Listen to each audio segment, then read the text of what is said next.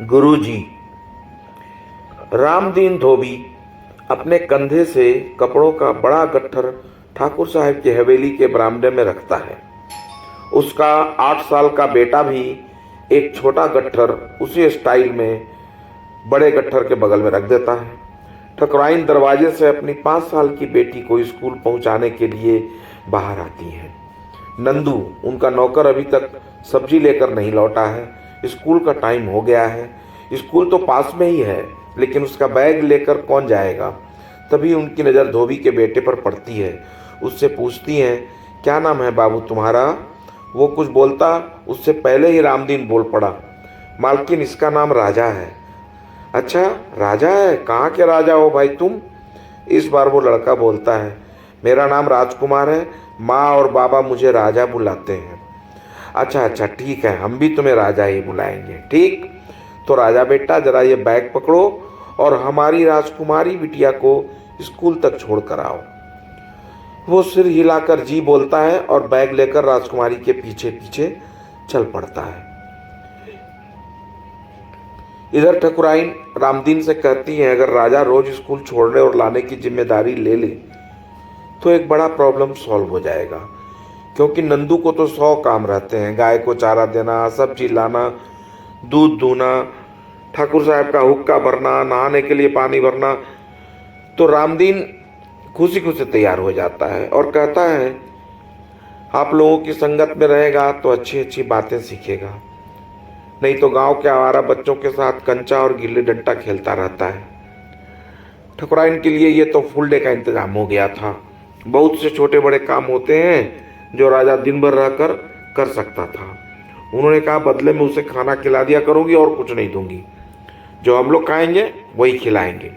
रामदीन तैयार हो गया। अब राजा रोज सुबह सुबह हवेली आ जाता और राजकुमारी को समय पर स्कूल पहुंचाना, फिर हवेली आकर ठकुराइन के काम में हाथ बटाना, लेकिन ठीक समय पर छुट्टी के समय स्कूल के गेट पर पहुंच जाता। स्कूल से लौटकर वो राजकुमारी के जूते एकदम पोंछकर जगह पर रख देता और बैग से सारी कॉपी किताबें निकालकर रैक पर सजा देता। रोज सुबह पेंसिल को कटर से छीलना, जूते पॉलिश करना, स्कूल ड्रेस अच्छे से इस्त्री कर देना, ये सब काम एकदम मुस्तैदी से करता था। ठकुराइन उसे इतवार को भी बुला लेती थी अपने छोटे मोटे कामों में हाथ बटाने। एक इतवार वो यूं ही कोई किताब देख रहा था। उसमें बने रंग बिरंगे चित्र उसे बहुत अच्छे लगते थे। राजकुमारी ने देखा तो पूछी, तुम स्कूल क्यों नहीं जाते। वो बोला, मैं स्कूल नहीं जाता। अच्छा कोई बात नहीं, मैं तुम्हें पढ़ा दूंगी सब। राजा बहुत खुश हुआ, बोला, 1 मिनट रुको, मैं अभी आया। और वो बाहर से एक फूल तोड़कर लाकर राजकुमारी के पैरों में रखकर दोनों हाथ जोड़कर बोला, आज से आप हमारी गुरुजी हैं। राजकुमारी हंसने लगी, गुरुजी? पागल, गुरुजी तो दाढ़ी वाले होते हैं और धोती पहनते हैं। इतना कहकर वो फिर खिलखिलाकर हंस पड़ी। लेकिन राजा गंभीरता से बोला, हमारी दादी कहती थी, जो ज्ञान दे वो गुरुजी होता है, मैं तो आपको गुरुजी ही कहूँगा। राजकुमारी बोली, अच्छा बाबा ठीक है। अब जब भी मौका मिलता राजकुमारी उसे किताब से कुछ न कुछ पढ़ा देती। कभी कभी उसके होमवर्क में राजा भी मदद करने लगा था। कोई कोई पुस्तक राजा घर भी ले जाता और लालटेन की रोशनी में देर रात तक पढ़ता रहता और सुबह वापस ले आता।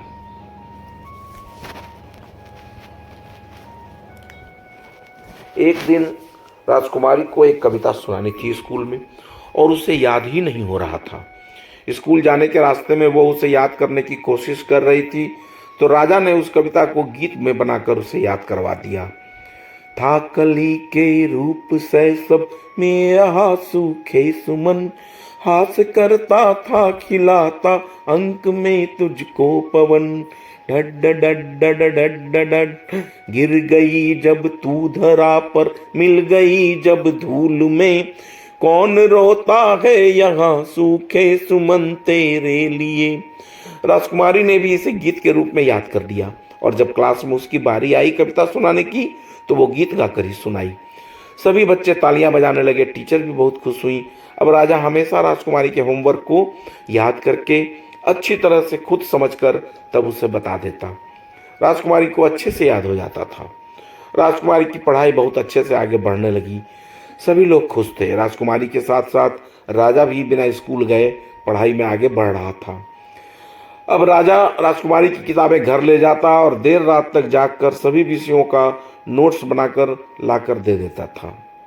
राजकुमारी धीरे धीरे बड़ी हो रही थी। राजा अभी भी रोज एक फूल अपने गुरुजी को जरूर भेंट करता था। और इस तरह पढ़ाई करते हुए राजकुमारी मैट्रिक में पूरे गांव में अव्वल आई थी। पूरे गांव में मिठाई बांटी गई थी। राजकुमारी के अव्वल आने में राजा का भी बहुत बड़ा योगदान था। इसीलिए तो राजा को मिठाई देते समय राजकुमारी खुशी से बोल पड़ी थी, थैंक यू राजू। राजा पहली बार गुरुजी के मुख से अपने लिए राजू शब्द सुन रहा था। उसे बहुत अच्छा लगा। फिर राजकुमारी आगे की पढ़ाई करने शहर चली गई। अब राजा के लिए कोई काम ही नहीं बचा था। ऐसे भी कभी कभार हवेली से बुलावा आने पर चला जाया करता था। कुछ दिन बाद गर्मियों की 1 महीने की छुट्टी हुई। कॉलेज में राजकुमारी गांव आ गई। हवेली के अंदर आते ही उसने नंदू को भेज दिया राजा को बुलाने। नंदू बोला, बिटिया पहले पानी तो पी लो। लेकिन उसने वो सब छोड़कर राजा को बुलाने के लिए कहा। राजकुमारी 2 बड़े बड़े बैग लेकर आई थी। एक में उसके कपड़े थे, दूसरे में उसकी सारी किताबें। राजा के आते ही उसने किताबों वाला बैग उसे दे दिया और बोली, इसमें किताबें हैं, मैंने चैप्टर्स मार्क कर दिए हैं, इन सब का नोट्स बना दो। छुट्टी के बाद कॉलेज खुलते ही परीक्षा है और तुम तो जानते ही हो मुझे नोट्स वगैरह बनाने आते नहीं हैं। आज तक तुम्हारे बनाए नोट्स से ही पढ़ी हूँ। राजा चुपचाप सुनता रहा। फिर पीछे से हाथ आगे करके गुरुजी को फूल दिया और किताबों वाला बैग उठाकर चला गया। अब राजकुमारी के चेहरे पर निश्चिंतता थी। लेकिन 15 दिन बाद में ही राजा ने सारे नोट्स बना दिए और किताबें वापस करने जा रहा था राजकुमारी को कि रास्ते में स्कूल के हेडमास्टर साहब मिल गए। उन्होंने उसके हाथ में कॉलेज की किताबें देखी तो चौंक गए। ये तुमने मैट्रिक कब पास किया? पूछे वो। राजा ने सारी बातें बता दी। तब हेडमास्टर साहब ने उसे प्राइवेट से मैट्रिक की परीक्षा देने को कहा। राजा बोला, गुरुजी से पूछकर बताऊंगा, और आगे बढ़ गया। राजकुमारी से पूछने पर वो बहुत खुश हुई और उसे मैट्रिक पास करने को बोली। तब जाकर राजा ने हेडमास्टर साहब को हामी भर दी। बाकी 15 दिनों में राजा ने राजकुमारी को सारा चैप्टर्स इतनी अच्छी तरह से समझा दिया कि बाद में उसे नोट्स पढ़ने की जरूरत ही नहीं पड़ी।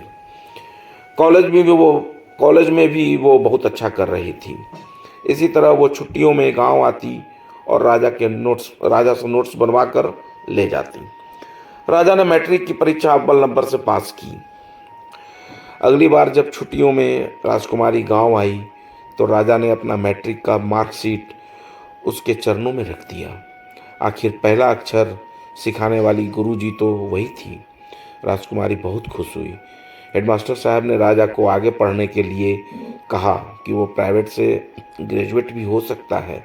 सब कुछ तो वो राजकुमारी के लिए पढ़ ही रहा है। तो परीक्षा का सारा इंतजाम हेडमास्टर साहब से कहकर राजकुमारी ने करवा दिया था। राजकुमारी बीए पास करके वापस गांव में रहने आ गई थी और अब उसकी शादी की बातचीत चल रही थी। फिर शहर के एक बड़े घराने में उसकी शादी हो गई। विदाई के समय राजा एक फूल अपने गुरुजी को भेंट करता है और उसके सुखद भविष्य की कामना करता है। राजकुमारी रोते रोते उससे विदा लेती है और उसे खूब मेहनत से पढ़कर ग्रेजुएट होकर आईएएस बनने के लिए बोलती है। राजा अपने गुरुजी से वादा कर देता है और फिर उसे पूरा करने के लिए जी जान से मेहनत करने लगता है। वो रात दिन बस एक ही धुन में था, आईएएस बनना है। हेडमास्टर साहब उसकी बहुत मदद कर रहे थे। हर तरह की पत्रिका, कई तरह के अखबार और भी कई तरह की किताबें ला कर उसे देते रहते थे। फिर एक दिन आईएएस का रिजल्ट निकला और इसमें राजकुमार रजक का नाम था। अब तो पूरे गांव में तहलका मच गया। राजा की खुशी का ठिकाना न था। वो किसी तरह अपने गुरुजी को ये बताना चाहता था। देहरादून में ट्रेनिंग के लिए शहर से ही ट्रेन जाती थी। राजा ने शहर पहुंचकर गुरुजी से मिलने का सोचा, मगर उसे ठीक से पता नहीं मालूम था। फिर भी कैसे कैसे कुछ अंदाज से, कुछ याददाश्त से कि कार्ड में लड़के वालों का एड्रेस देखा था। वो जब गांव में कार्ड बांटने के लिए उसे भी काम सौंपा गया था, तो किसी तरह पता करते करते वो राजकुमारी के ससुराल पहुंच जाता है। वो बिल्कुल साधारण कपड़ों में था। वहाँ भी वो गुरुजी को एक फूल उनके चरणों में रख देता है और आईएएस ट्रेनिंग का लेटर भी। राजकुमारी बहुत खुश होती है, उसे बैठने को कहती है, लेकिन वो पहले ही घर ढूंढने के चक्कर में बहुत लेट हो गया था। वहाँ से सीधा स्टेशन भागा। पता चला गाड़ी 2.5 घंटे लेट है। उसकी जान में जान आई।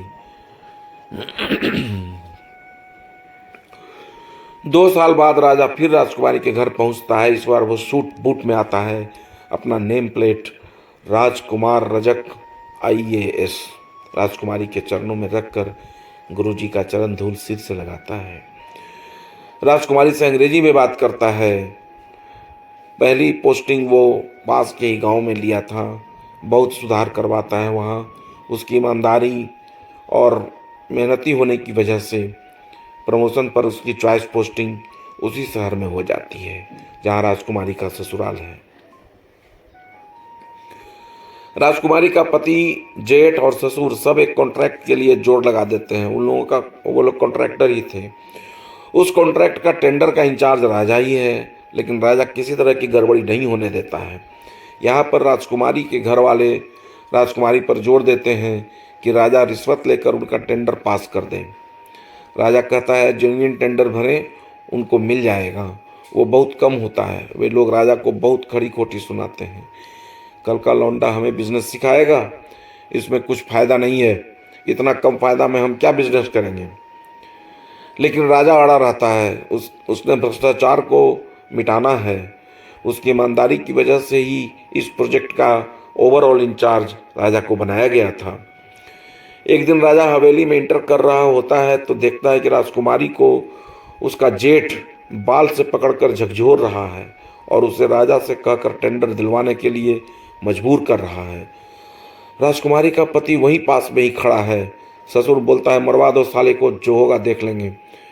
पति बोलता है उसकी ईमानदारी की वजह से उसकी हत्या का सीधा शक हम लोगों पर ही होगा। तभी सब लोग राजा को देख लेते हैं।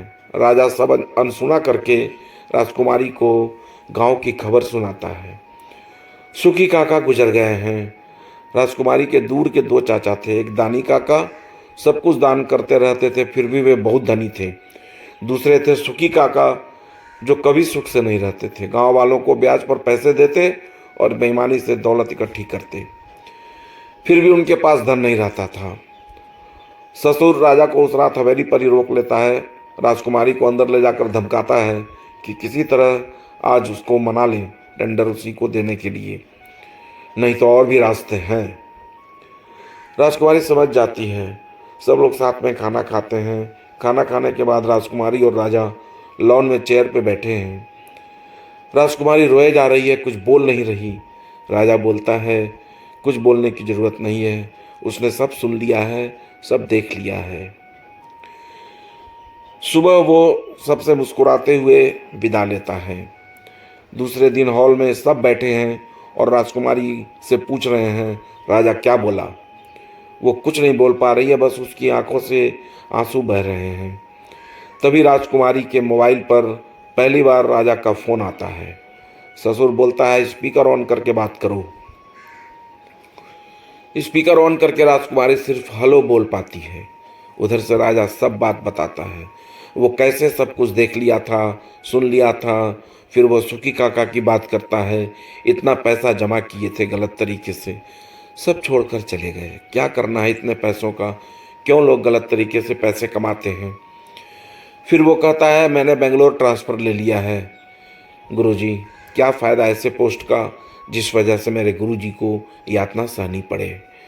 मैंने तो रिजाइन ही कर दिया था, लेकिन सब कुछ जानने के बाद मुझे यहाँ से हट जाने की सलाह दी गई और मैंने बेंगलोर ट्रांसफ़र ले लिया है।